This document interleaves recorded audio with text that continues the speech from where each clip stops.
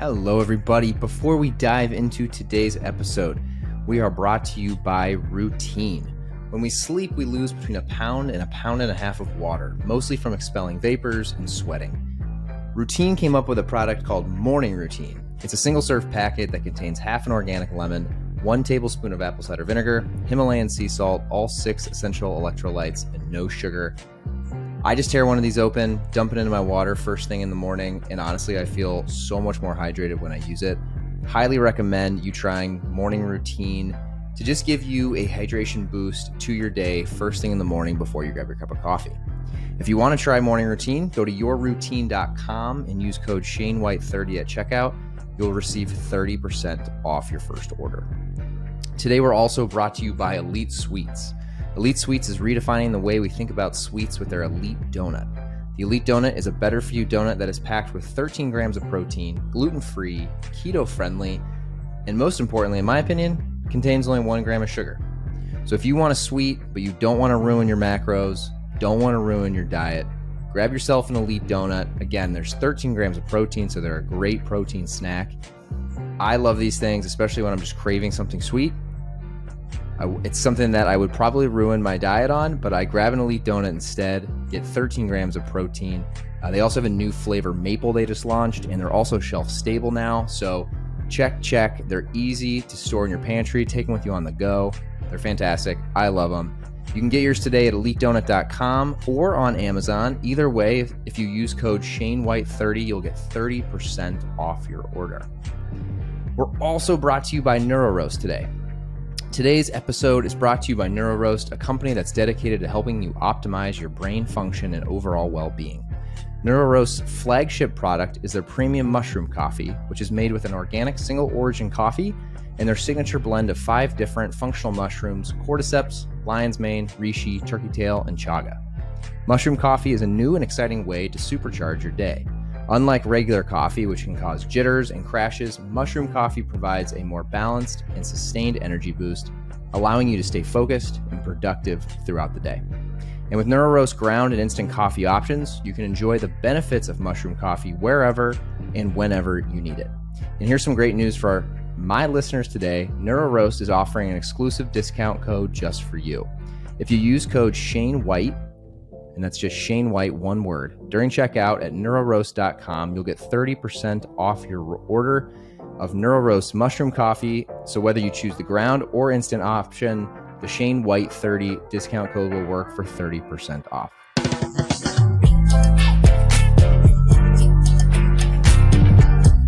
All right, everybody, welcome to another episode of the Shane White Show. I'm fired up for this one today. Jakob Holland on the podcast. Jakob, welcome to the show. How are you, buddy? I'm doing excellent, Shane. I appreciate you having me on, man. Thank you. Yeah, absolutely. Thanks for taking the time. Before we hit record, I always do this if there's like a pre-story. I totally fucked up everything this morning. Baby had a rough night. I'm late. Never happens. I am not like, my friends will laugh if they hear this because me and my wife do tend to be like not perfectly on time. But when it comes to meetings or podcasts, like, yeah, I'm not late. So first of all, apologies for that. Appreciate your patience as we got up and running here. For everyone listening, the reason I'm so excited about this is obviously this podcast. I always love talking to people who do really cool shit. Going from 0 to 1 is something I'm obsessed with, no matter if it's fitness, business. And so Jake, who we'll get into his story here in a second, the reason I wanted to reach out is he's basically the OG of something a lot of you have heard me talk about. OG maybe is not the right term, right? I would give Corey maybe the nod. OG junior. I'm a junior. I would give Corey probably the nod at OG, but you definitely you're now the GOAT. So, So Jake, I'll introduce you a little bit and let you jump in. For everyone listening, you've heard me talk about lunges probably at least a few different podcasts. Jake not only has been doing lunges way longer than me now, he also set the Guinness Book of World Record time for the mile lunge in the fall. So incredible accomplishment, Jake. I mean, I messaged you on Instagram because I hadn't done a full blown, just even an 800 for time. Like I do lunges every day, but I just hadn't done like, okay, today is like leave your soul on the track type of day. Yeah. Yep. And I did in my time. I was like, wait, his mile time, I knew it was really fast, but then when I did that, and it was the first time I'd done it in a while, I was like, holy shit, that is really fast. Like Yeah. I left it all out there, and I still would have been 13 minutes behind you.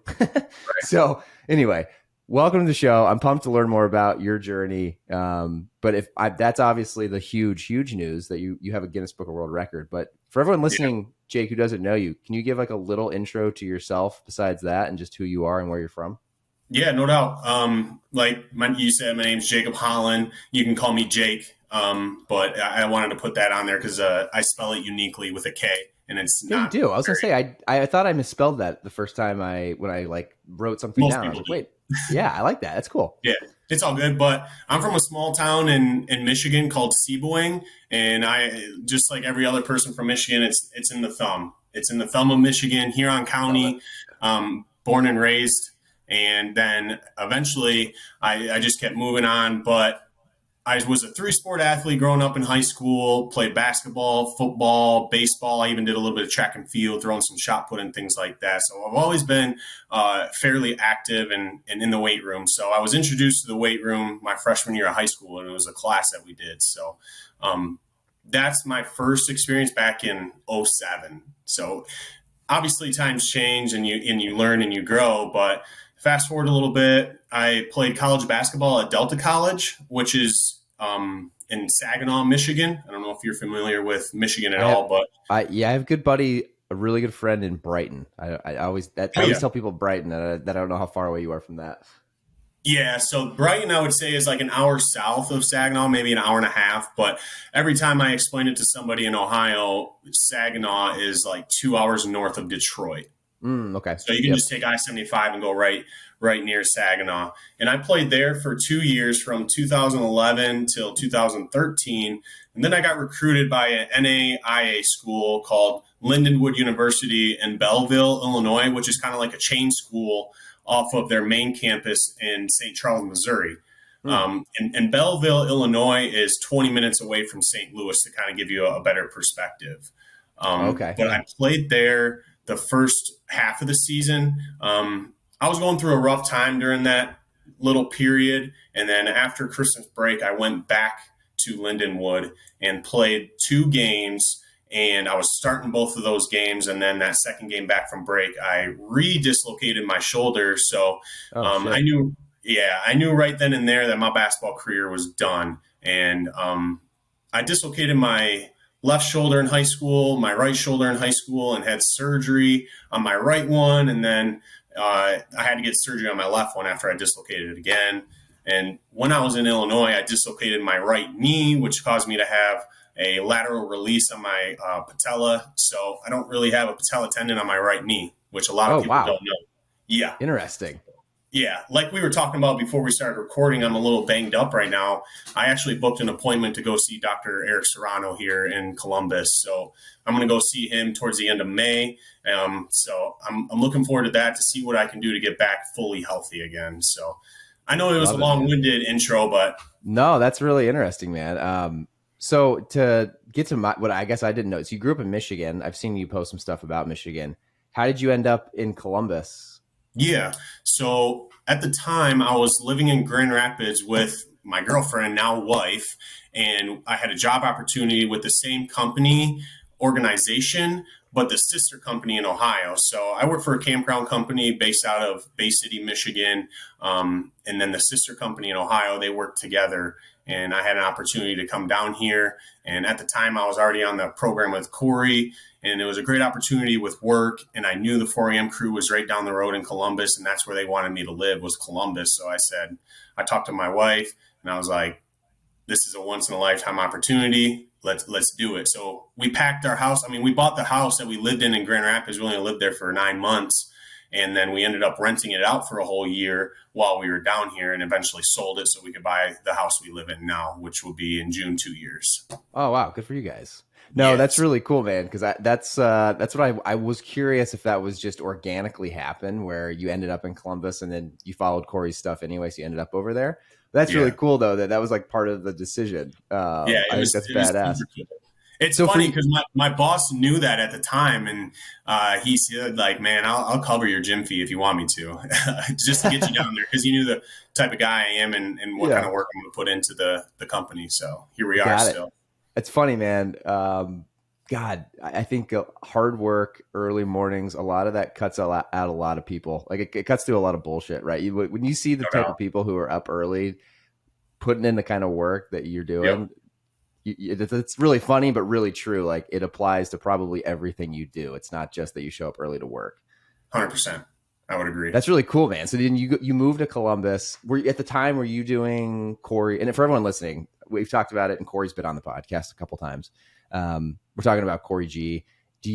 Were you doing his workouts just through his app before when you were living in Michigan? Then, so Yeah. So in 2019, I signed up for the I Want Abs contest, and that's what dragged me into the Max Effort and the Corey G Fitness app. And I was all in right away. Well, technically not all in, because I didn't start the lunge streak until 6 weeks into the competition, which we totally don't recommend whatsoever. You want to jump in right away.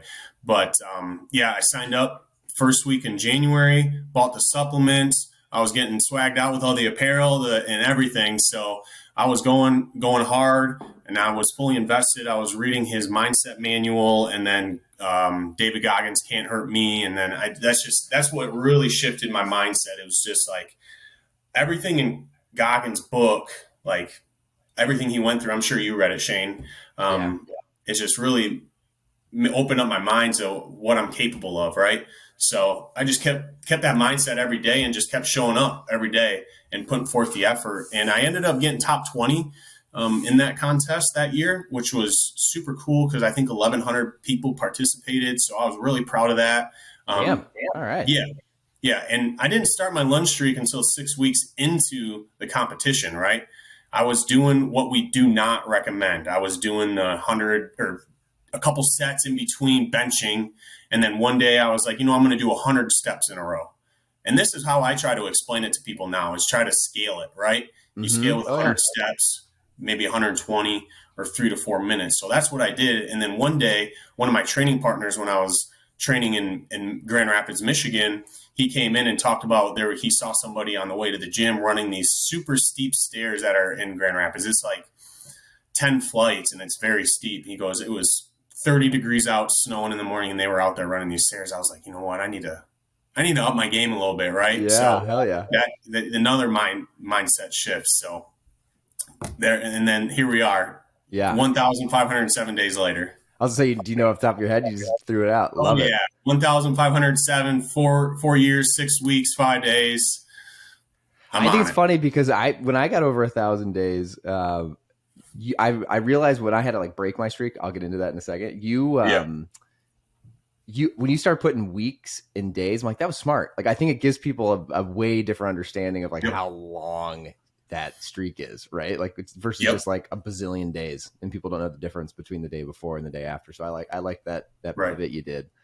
And it's all about the long-term mindset, right? And that's what I'm trying to get across to some of the people with the 4 years, 6 weeks, and 5 days. And on Sunday will be 4 years and 7 weeks. So I always try to like 7 weeks. The next day is day one. It's just another day, right? It's another day to get better and continue your streak and make progress. So I mean, I personally needed that mindset shift.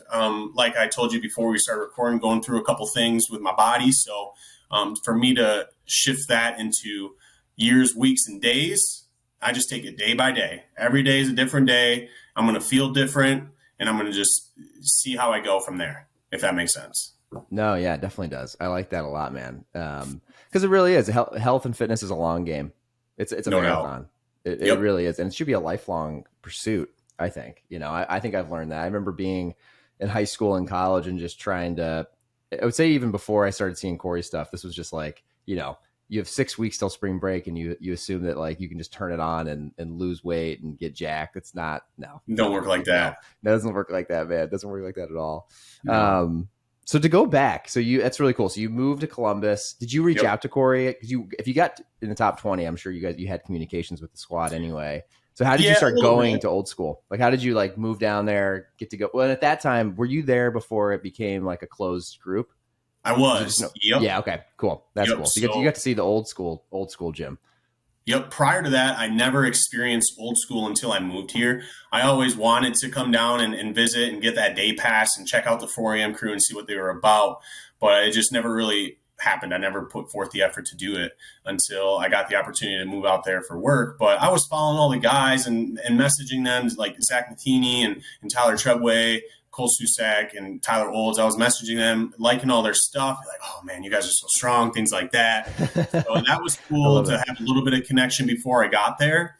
And then once I got there, I just knew that I needed to keep showing up, keep putting my foot forward, helping spot, doing whatever I needed to do to fit in and make myself present inside the 4 a.m. crew. And here we are 3 years later. My first day with the crew was January 2nd of 2020.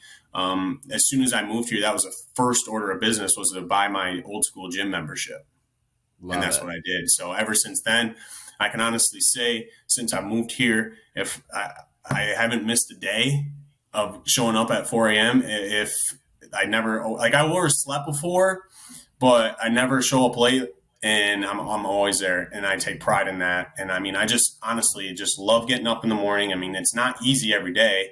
Like this morning, I was a little tired. I was a little banged up. I've been squatting again. So it was rough getting out of bed, but you bet your ass I'm going to show up. Yeah, man. I love it. And it's funny how all of you have that mentality. Like you see that if you follow everyone from that crew.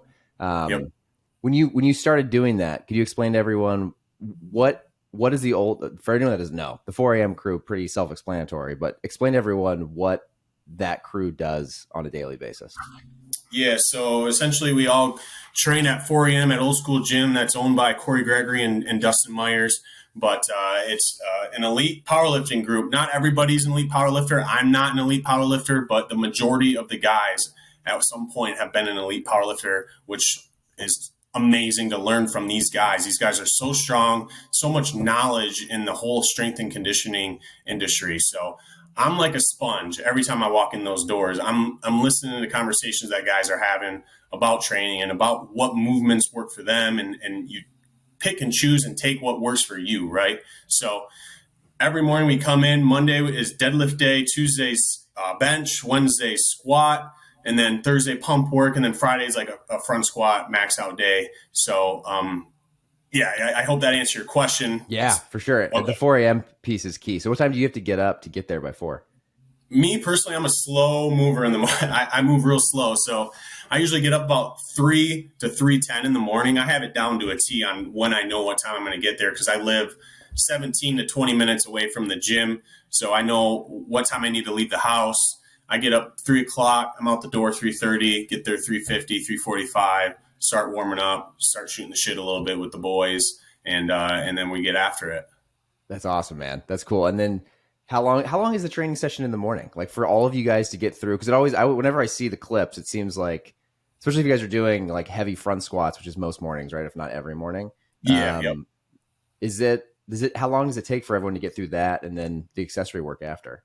Right. So everybody's schedule is different, right? So some guys, they got to get in and out by 5 a.m. or 5:30. Some people like myself have a little bit more flexibility in the morning. And sometimes I find myself 6:30, 7 o'clock still there, shooting the shit, doing a couple extra accessories, things like that. But essentially it's from 4 to 5:30. It's like dead fucking serious. Like you better be about your shit and you better do your lifts and your accessories and get moving, right? And then towards the end, it's a little pump work, shooting the shit type deal. So love it. Okay. Yeah. And then usually you leave, then go lunge over at a track. Or I know you've been doing some like in place lunging, which is what I've been doing too. Switch it up. Yeah, every once in a while I'll get to do some stationary lunges inside the gym. I know it's starting to get a little bit nicer here in Ohio. So I've been itching to get back out on the track. I know I did a lot of stationary lunges once I completed that mile record. That's when it started getting cold again.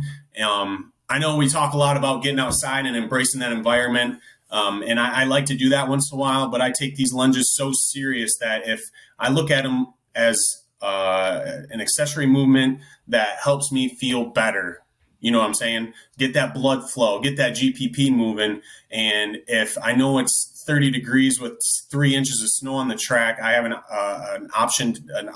I could slip. I could hurt something. I could get injured.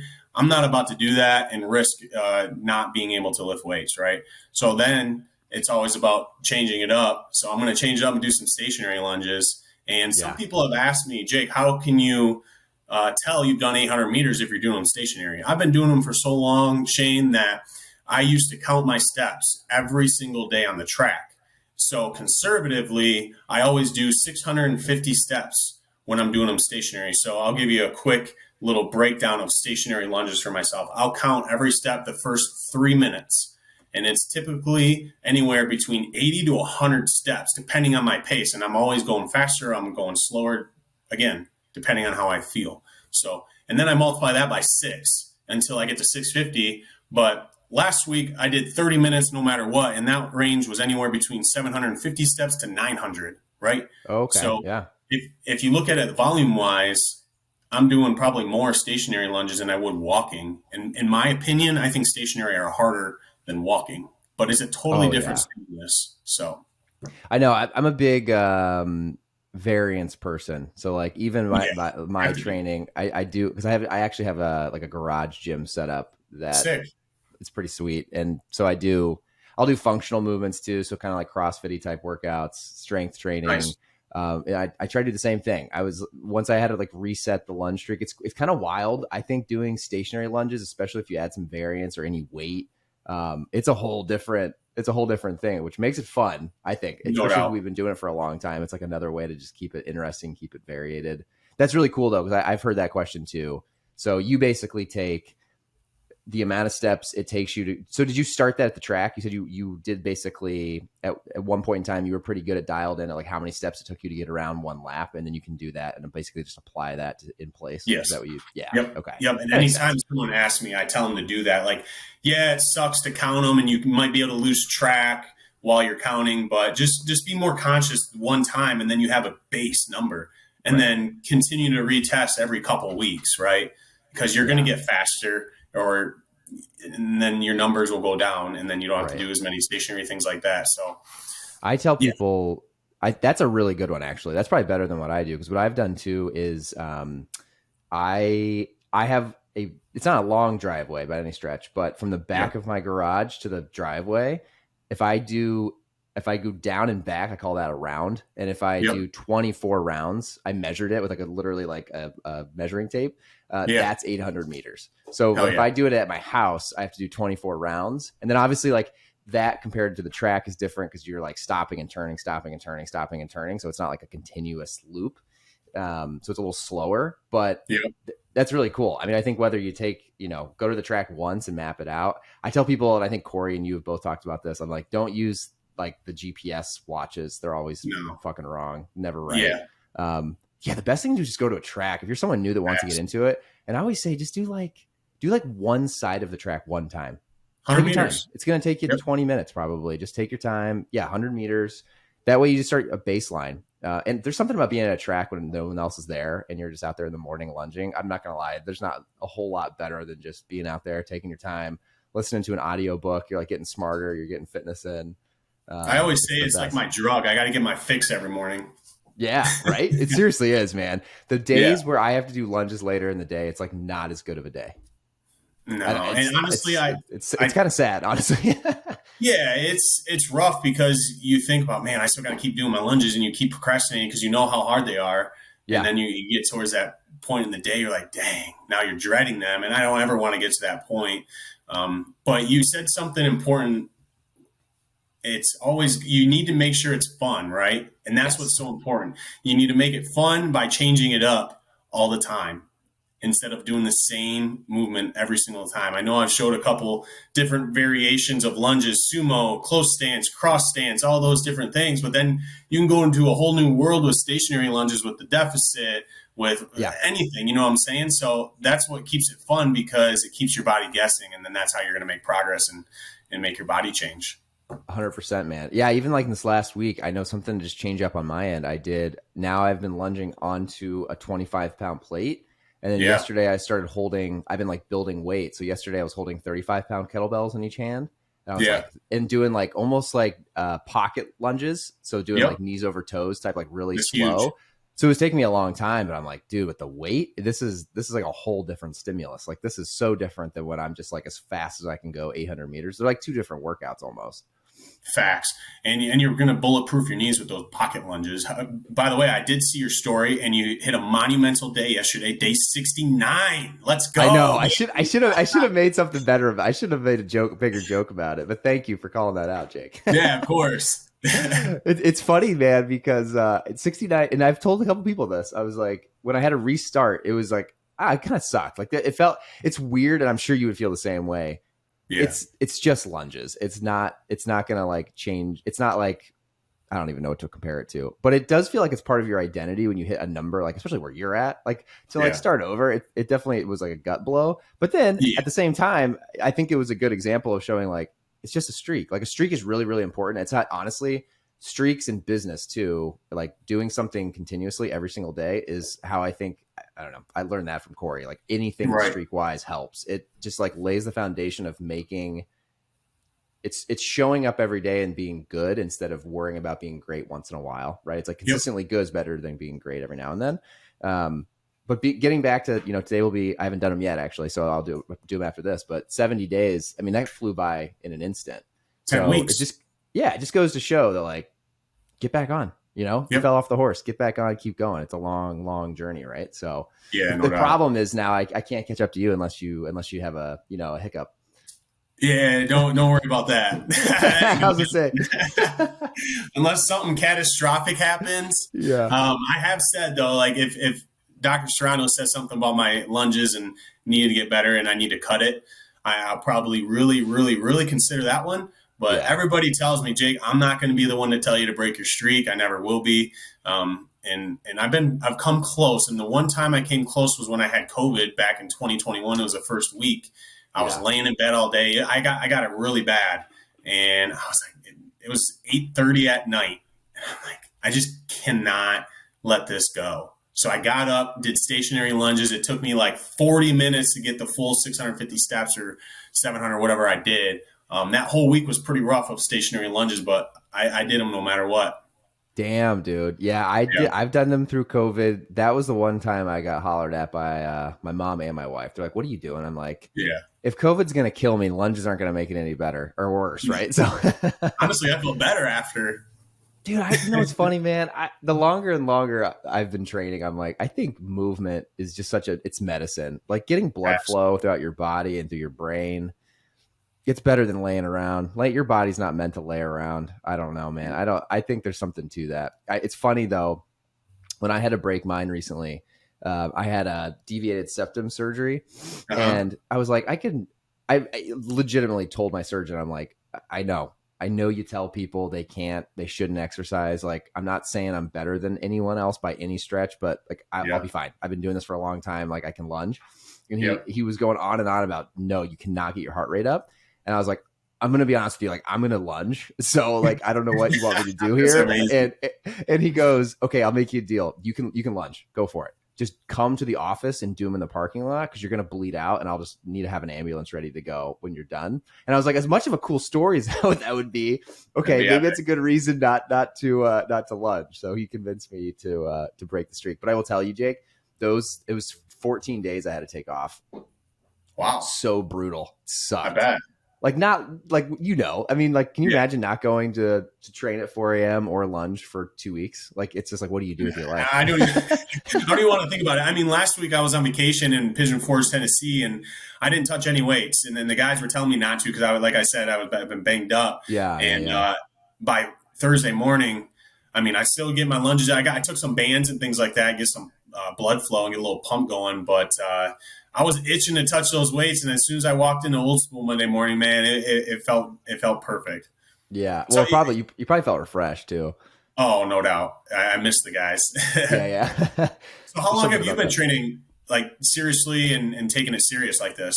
Yeah, I've been. So the lunges I got. Let me take a step back. I started. It's funny. Had never. I won't say never touched a weight. High school. My story's a little different. High school. Mm-hmm.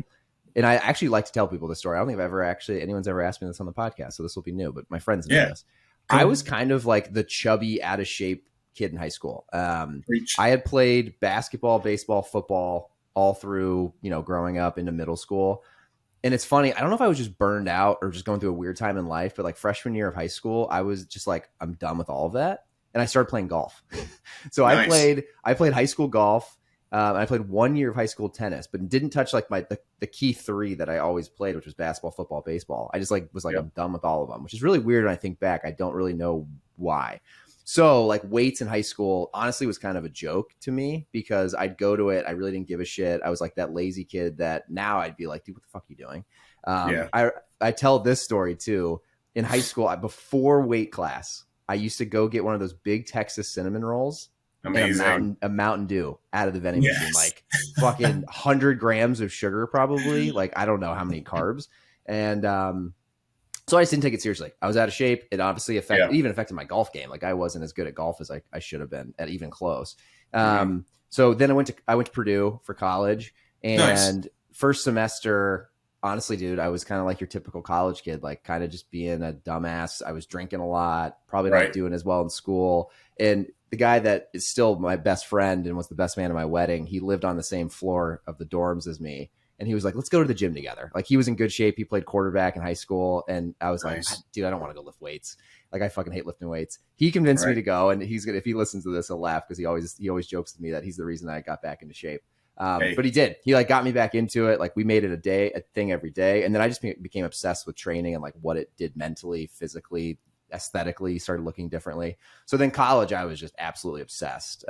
Mostly like, your typical bro split, going to the gym type of thing. Oh yeah. Especially at like a co-rec at college. And then I got out, and the closest thing was LA Fitness. So I was going to like LA Fitness, right? Very different than what you do now. And then when I moved to Chicago, to speed forward real quick, I started working for a company called RX Bar, which is like the protein bar company. That was built on, they have like the ingredients on the front. It says like 3 almonds, 3 egg whites, all the ingredients on the front. Yeah. Cool. And they got started really on the back of CrossFit because it was like a paleo bar. So anyway, long story short, I didn't know anything about CrossFit, but that was like everyone at RX, not necessarily everyone did it, but definitely was like kind of part of the culture. Like, we were just, as a company, we were very ingrained with that organization. So I started doing some CrossFit. That's why I actually got the gym in my garage, is because at the time, RX Bar were based out of Chicago. Most people, one of our like perks was it was like $250 a month for the gym, which is crazy. And I wasn't living in the city. I was out here at my house in the suburbs, and I was like, I don't need a $250 gym membership. Can I just have the money and buy my own stuff? And they were like, sure. So they just gave me the cash. And so I have like everything in the garage, and it's actually a pretty sweet setup. So anyway, long story short, then it's just transitioned into that. I started doing a lot more CrossFit type workouts. And then honestly, like I had been following Corey forever. I was doing his I can't remember what it was called. Get Swole, I think. Get Swole in college, like the Muscle Farm workouts.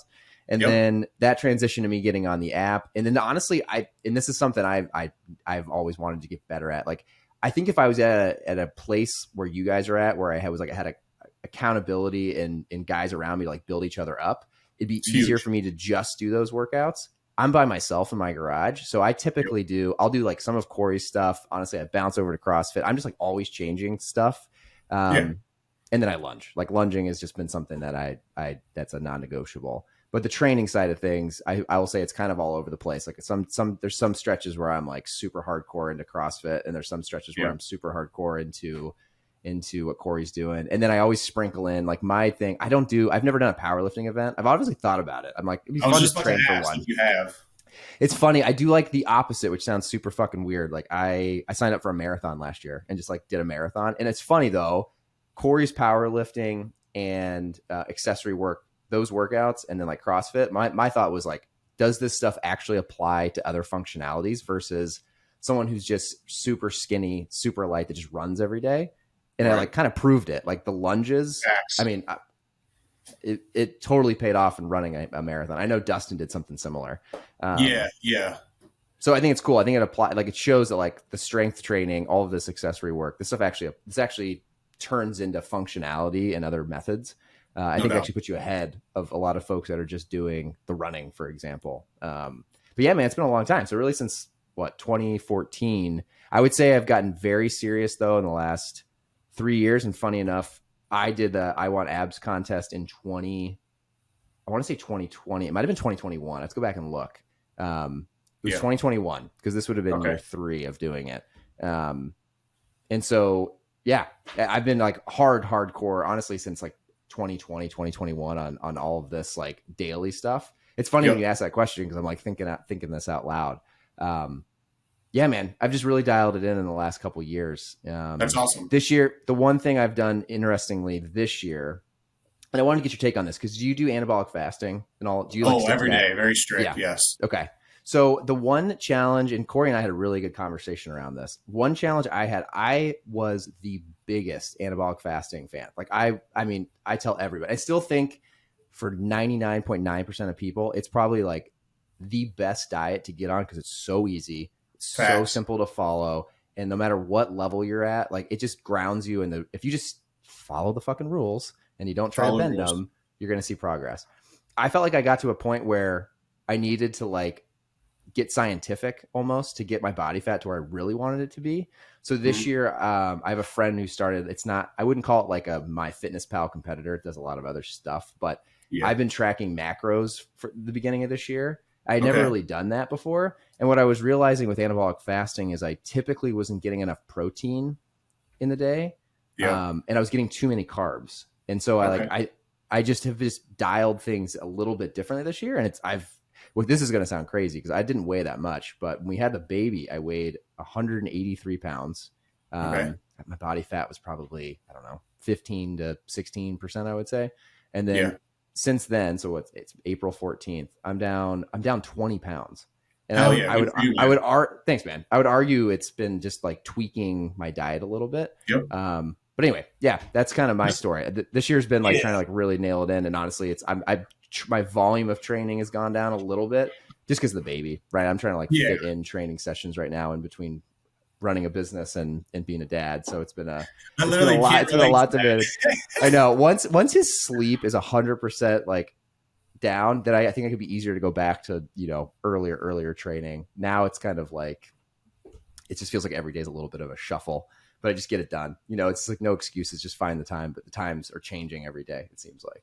Hope that answered your question. That was very long as well. Definitely did. But I would say you definitely should put a powerlifting meet on the calendar. They're just so much fun. I've never done one until I moved here and joined the crew and trained for one.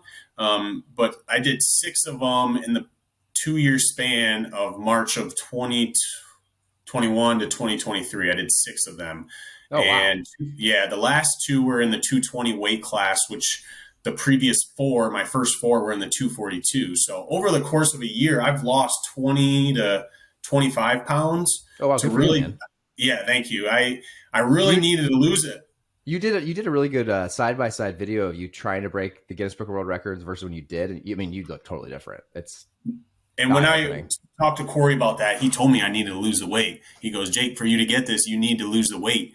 You need to be your playing weight that you were in college when you were playing ball, because that's when I was in the best shape cardiovascular wise. And that was a huge key. I mean, the day of my attempt, I weighed 223 pounds. And this morning I weighed 218. So wow. Yeah. Good for you, man. So what did you do with anabolic fasting to help you lose? Or do you think you did the same, but you changed some training modality? Like, what did you do, you think, to really like fire up your metabolism?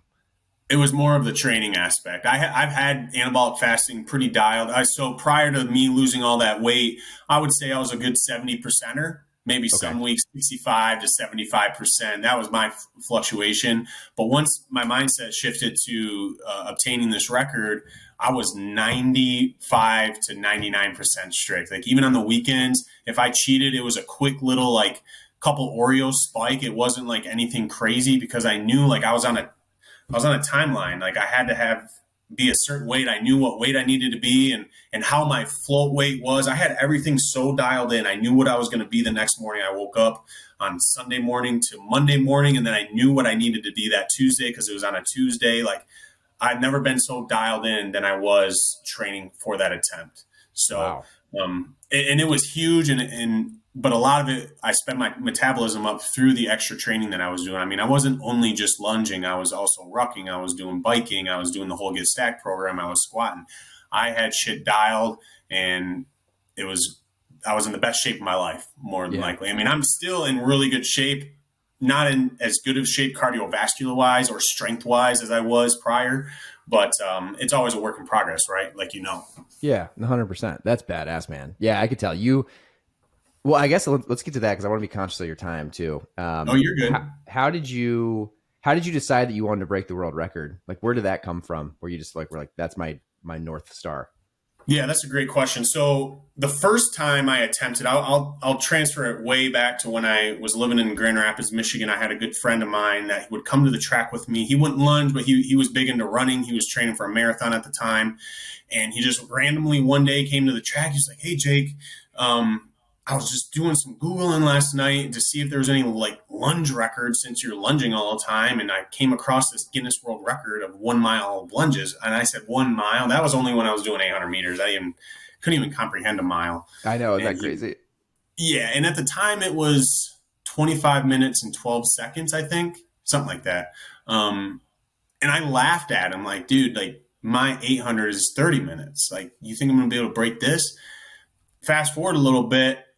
I needed to do something and put something on the calendar when I moved to Ohio, and my times were just getting faster and faster over those years.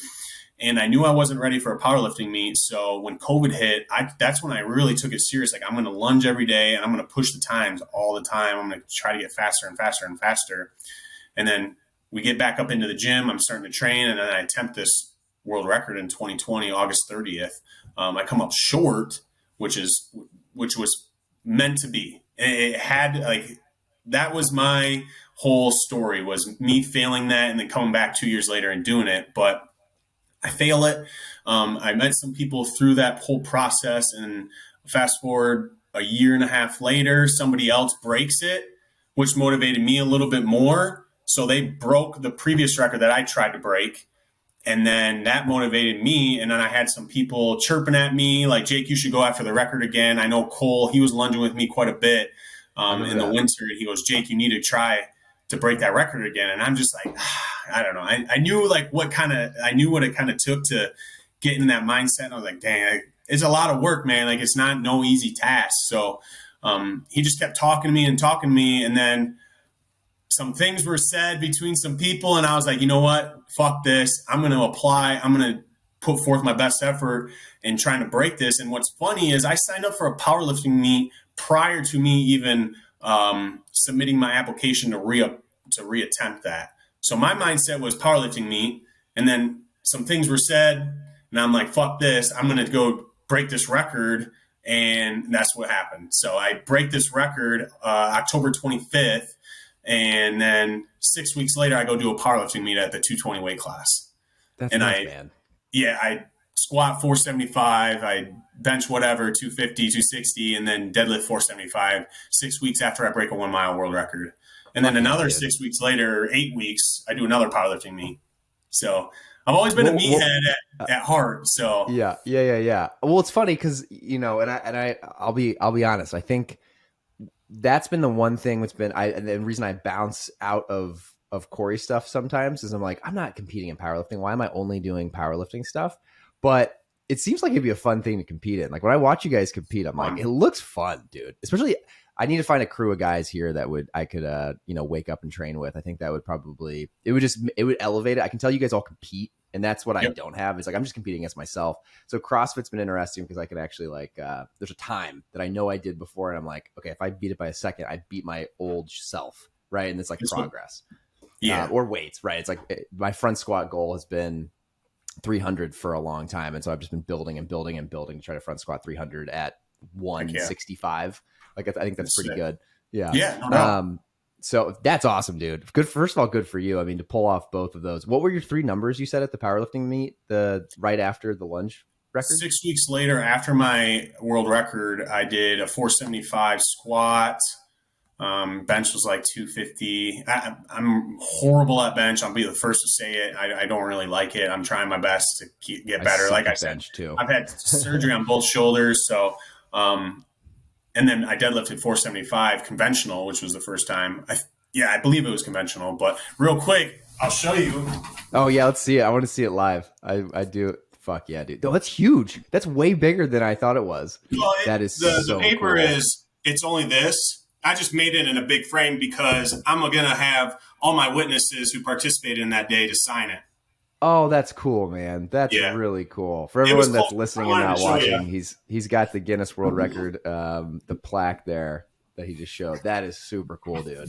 Good for you, man. That's awesome. So, what was that?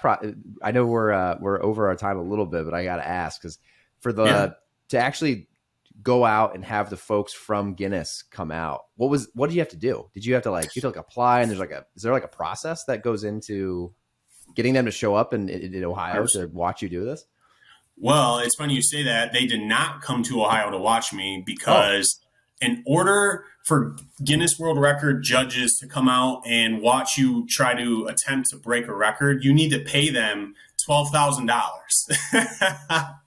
So obviously I'm not going to do that, right? So another option is to have your own witnesses, and they all have to be a credential witness, whether they're in the industry or they recommended like policemen or fire chiefs, things like that. So I didn't do that.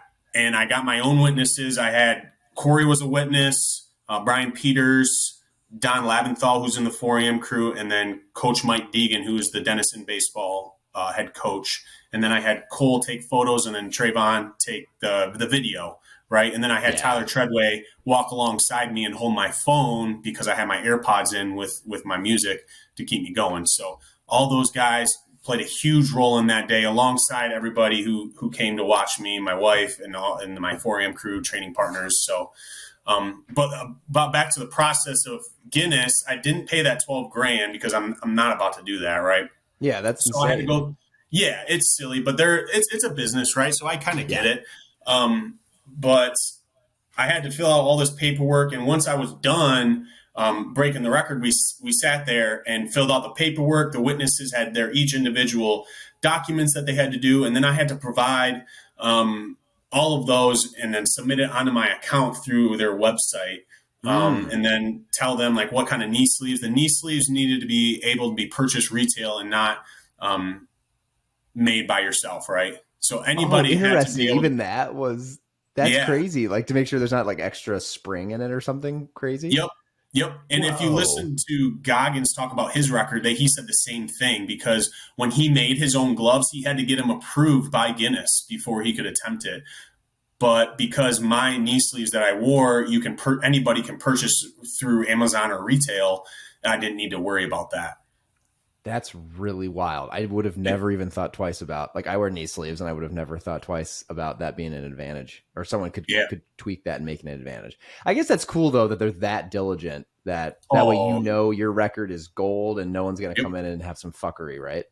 Yeah, they're super serious, which they should be. I mean, it's the Guinness World Record throughout the entire world. Everybody knows what Guinness is, right? I mean, you go into the book fair as a 3rd and 4th grader, it's like, oh, I can't wait to look at the Guinness World Record book, right? I'm not going to be in it because I think you have to pay to be in it, which more than likely I heard that you do, which maybe down the line, if the record is still there, I will eventually. But it'd be cool to do it one time if it stays for a while, just to have that book on your shelf. And it's, it's cool because Trayvon obviously documented that in a incredible way. Like, it looks, the photos and the videos you guys got, I mean, he's a goat too. That is super cool the way you guys documented it. So I had to submit that whole video, submit some pictures that Cole took, and so once they did that, I had an option to pay $600 for them to review it within 5 business days, or I wait 8 to 12 weeks to find out if I broke it or not. And obviously I'm going to pay that $600 to find out in 5 days. And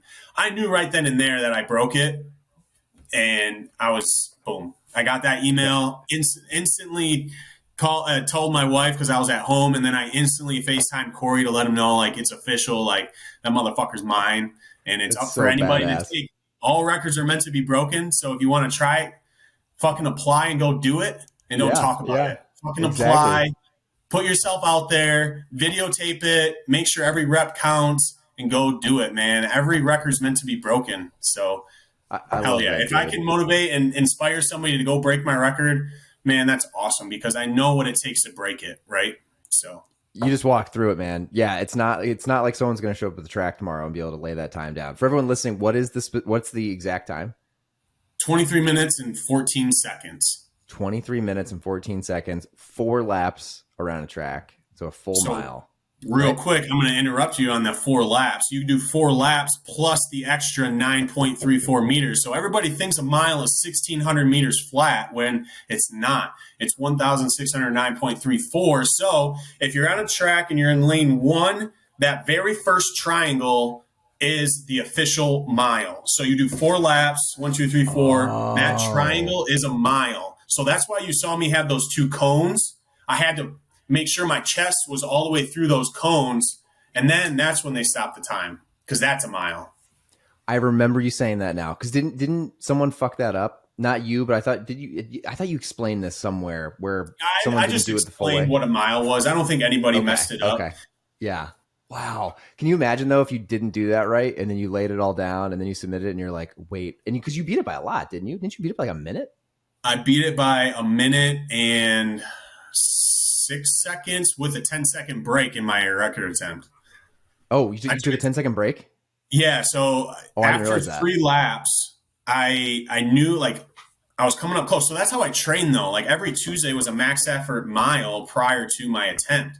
So I already broke it 2 times before I even attempted it. So I knew what I needed to do. That's right. That's right. I remember this now. Yeah. At the halfway mark, 800 meters, I was at 11:09. And I knew right then and there, like, this record's fucking mine. And during my 3rd lap, I came up to the 1,100 meter mark. And then I got to like 1,150. I'm 50 meters away from finishing my 3rd lap. The lactic acid is just getting crazy right now. And I was like, all right, I'm going to take this quick 10-second break. And it's funny because the day or 2 before, I listened to or I went back onto YouTube and watched Rocky versus Apollo, and just that whole, like, that song that Goggins listens to, Going the Distance, was on. And I'm just like, so if boxing, you can get knocked down for 10 seconds, you have 10 seconds to get up, right? Why can't I just take a break for 10 seconds and keep going? I got knocked down. I got punched in the face by this lactic acid. Let me take this quick 10-second break, get myself collected, get my breathing right. I'm back after it. So it can go one of 2 ways though, right? You can go, you take that quick break, the lactic acid gets worse, right? Because that happens. Yeah. Or the first 10 meters are crucial. And I knew after those first 10 meters, after I restarted, that this was a fucking wrap, and I knew I was going to blow it out of the water. Love it, man. That is so dope. Good for you. Congratulations. I'm glad I got to talk to you and actually tell you that face to face. Absolutely. So cool to watch. That. I was so pumped you beat it, man. I knew you were like prepping for it for a long time, and it was really cool to see you achieve the goal, man. It's fucking awesome. Yes. Thank you. Absolutely, buddy. As we're getting down to time, there's a few questions, Jake, I love to ask every guest I have on here. So I'm gonna throw them your way. The first one, I'm sure you'll have something good, and you've mentioned a few already, but for everyone listening, if you had to pick one source of knowledge, whether it's a podcast, a book, an article you've read recently, what would be one thing that just pops in your brain right away that you'd share with the audience today? That's a great question, Shane. Wow, you put me on the spot. Honestly, like, I'm biased. I'm very biased, but man, if you're not following what Corey Gregory's doing, like, you need to be following his shit and everything he provides, because it literally changed my life and the direction that my life is going right now. So sign up for his Monday newsletter. He's putting some really good shit out there right now lately. And it's just an article and a couple other things out there every Monday. Just get there's a paragraph in there with some motivation and inspiration. So I would say sign up for his Monday newsletter. Love that. Yeah, it's really good. I subscribe to it. It's fantastic. The next one, Jake, is essentially, obviously, achieving that goal took lots and lots of just boring days of making progress. For you, whether it's fitness, business, life, what tools do you use to plan your goals and then to get shit done on a daily basis? Are you a pen and paper kind of guy? Do you have like apps you use? Like, what tools do you put around you to actually achieve this stuff? That's a great question because I'm going to be brutally honest with you. I am horrible at writing things down and putting it like on paper. I know you should so you can visualize it and see things like that. But honestly, I write it down once in a while, but I really don't do any kind of like apps that motivate me to do goals. I mean, I have my notes app where I put some lifting numbers and things like that. Yeah. Honestly, I try to look at each day as a new day to get better, right? Like obviously I'm going to have my powerlifting meet on the calendar or the lunge attempt and things like that. But I need to do better at it. So I'm glad you asked me that question, Shane. So I'm going to try to make a more conscious effort on writing things down. I could be a little bit more organized in those kind of things, but yeah. So I'm going to take that as a challenge and start doing There we go. that. All right. Yeah. I don't utilize really anything like that. Yeah. I don't think there's a right or wrong answer to that. And it's funny, like I've had a lot of people on here and there's pen and paper is definitely probably the most common. I would say there's very few people that I know that use apps that would recommend it. So pen and paper is common, but it's funny. Some of the best people that have achieved the biggest things I've noticed, like talking to them on here, they don't necessarily have a process. And that's part of, I think, the creativity of what you're trying to achieve is a little bit of chaos up here, but down here it's happening, it's getting done. So I think there might be something to that. Organized chaos, I like to call it. Chaos. A lot of people do. I mean, I've written them down in the past. I've gotten away from it. But the organized chaos stays up in my tiny little brain. Yeah, man, I definitely understand that. The last one, this one is a new question, Jake. So this one, hopefully you'll go in for this. Yeah. So you just achieved an enormous goal. You're obviously building towards more goals. I think I'll keep this one fitness focused. Okay. So in your life now, I don't know, how old are you? I'm going to turn 30 in May 28th. There you go. That's a big one. 30. Congrats, man. Yeah. Happy early birthday, baby. Yeah, dirty 30. That's a good one. I'm 32 this year, so that just sounds old. That's funny. So at 30 years old, exactly. Yeah, exactly. At 30 years old, knowing what you've achieved and where you've been, is there anything along that road for the listeners today that you'd like to share that in the back of your head you have one little regret? That's what a great question.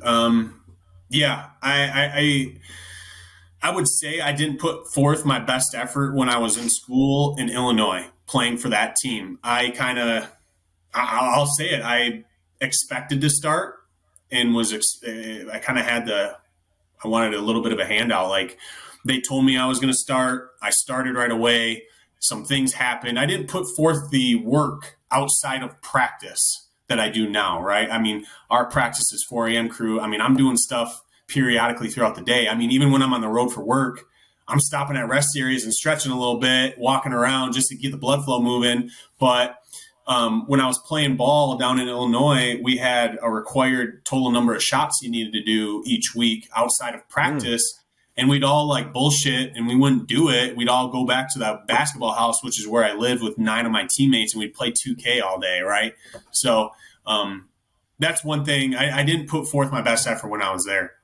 And that's I'm okay with that. I'm not mad at myself for it, but you learn, right? I learned that you're not going to get shit fucking handed to you. You got to put forth your effort and the work outside of practice if you want to be great and elite. So that's what I would say. That's a great answer, man. And I think you kind of hit the nail on the head there. It's not necessarily having a regret and like sitting on it and complaining about it and worrying about it. It's you learn from it and now look at you. It's like a totally different, it's like taking a whole different spin on your life, which is the whole point. Yeah. Love it. I learned a lot. Well, very cool. Well, Jake, I mean, I appreciate you taking the time. Appreciate you being patient as we got up and running. It was really cool just to sit down and get to talk to you virtually over, all the stuff that you've just achieved in the last year. I'm excited to see what powerlifting numbers look like. And Me too. It's interesting too. I feel like the lunges across the board, whether it's just because, now you have a voice that's getting bigger and bigger. I know Ben Knight, right? He was the one that you beat his record. Is that right? Yeah. Ben? Yeah. I feel like there's just a few different folks now on top of Corey that are like, they've achieved something. So I feel like the lunges is starting to become something more and more people are learning about and seeing. So I think it's like anything else. It's cool when more people are getting involved and trying it. And you see that like that type of fitness growing and people realizing it does a lot of benefits outside of just trying to be fast on a track. Right. So I'm excited to see where it goes. And hopefully this podcast gets a few more people to give it a shot.